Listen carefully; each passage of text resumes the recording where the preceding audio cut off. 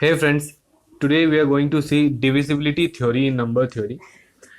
So divisibility theory क्या बोलता है? An integer b is divisible by an integer a, where a is not equals to 0 if there is an integer x such that b is equals to ax.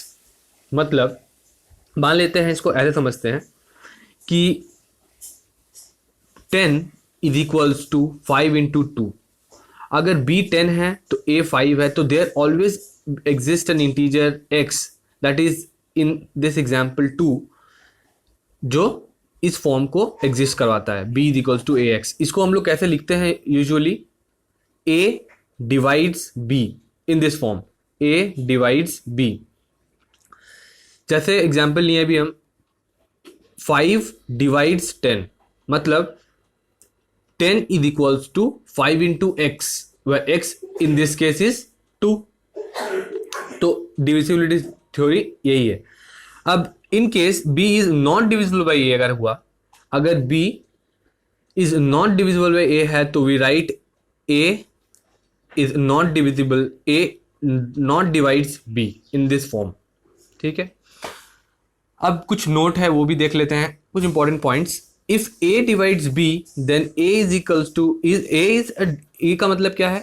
Divisible at b और divisor of b और factor of b बोलेंगे.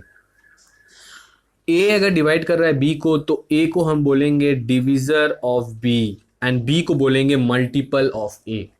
Very simple, हम लोग आगे भी बहुत बार देख चुके हैं. a को बोलेंगे divisor of b and b is a multiple of a. Next point. If a divides b, then minus a also divides b. कैसे? यहां देख लेते हैं. b is equals to ax लिख सकते हैं. अगर a divides b होता है तो b is equals to x लिख सकते हैं. That implies b is equals to minus a into minus x लिख सकते हैं, क्यों? माइनस माइनस प्लस हो सकता है, एंड माइनस एक्स भी तो एक इंटीजर है. So this also exist, this is also correct. So a divides b, that implies minus a divides b, दोनों ही करेक्ट है. आई थिंक क्लियर हो गया. नेक्स्ट कुछ एग्जाम्पल्स देख लेते हैं. जैसे अभी मैं बोला आपको 5 डिवाइड्स 10, ऐसे यहाँ भी कुछ और एग्जाम्पल्स है. 38 इज डिविजिबल बाय 19. क्यों?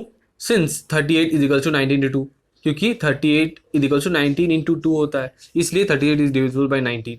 अब 11 is a divisor of 143. 11 is a divisor of 143, that is 11 43 को डिवाइड करता है, that is 11 divides 143. 143 equals to 11 into 13. और 0 is divisible by every integer.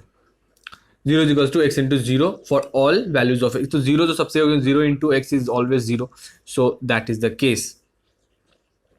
सो इस वीडियो में मैं आपको बताने का कोशिश किया हूं कि डिविजिबिलिटी थ्योरम क्या होता है या डिविजिबिलिटी थ्योरी क्या होता है.